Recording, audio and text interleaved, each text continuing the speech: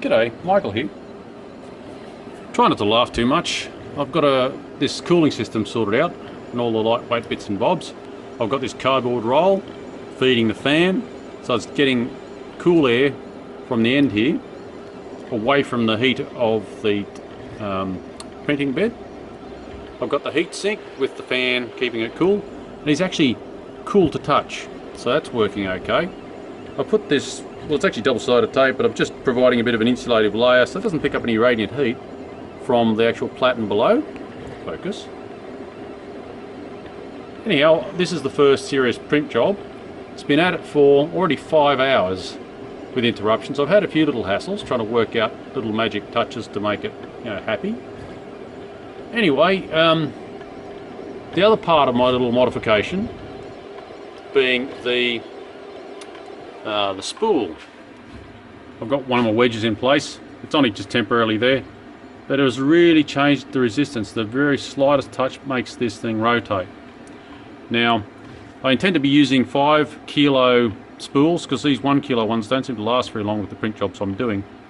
So we'll see how that goes. I'll probably have to make a bigger rack and all that, but these wedges should work out quite well. Alright, so they're the two things that I've done to modify this printer. Don't move in the way. You can see it's printing pretty smoothly.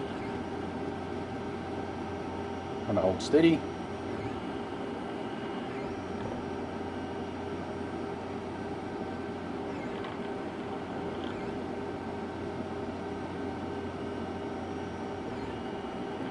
Everything's a bit chaotic here while I work my way through all this stuff.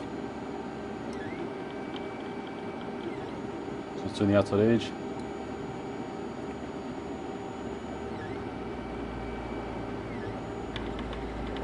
Okay, so it's pretty quick, this little belt drive unit. It's not as quick as the Delta. I'd say it's about half the speed I can get out of this thing. The other thing I find interesting is this printhead only seems to be able to handle about half the flow rate. If you look underneath here, you can see the tips stick out a long way from the actual heater blocks, and on the Delta they actually are well within the block, so I think there's a better heat transfer on the other printhead that's on the Delta machine. So I suspect I might be changing out these printing tips just to get an easier flow rate. I'm running, this is PLA, and I'm having to run the actual printhead at 240 degrees, which is quite a surprise. Normally I can print a fair bit cooler. So I suspect it's actually that printing tip at this flow rate is just cooling down too much. It's not getting enough heat out of the actual heating block. That's my theory, and I'm sticking to it for the moment. I will try different components in the printhead to see if I can get better transfer. Anyhow, the job that I'm printing, with all these funny little holes and things, is actually something a little bit more tricky. I'll just pause this and move over to the computer. The printer actually came with this fancy tool set, but it's very prone to tipping over and spilling everywhere. The actual handle fits in the centre, but it's very top heavy, very likely to tip over. So what I've decided to do is, you can see there on the slicer,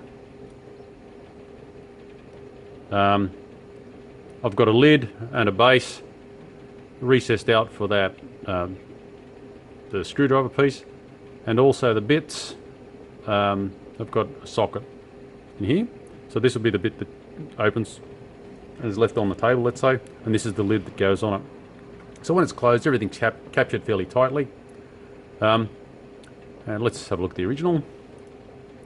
Okay, that's the STL file versus the actual print paths, and that's we're about here somewhere is actually where the printer's up to, so it's still a long way to go.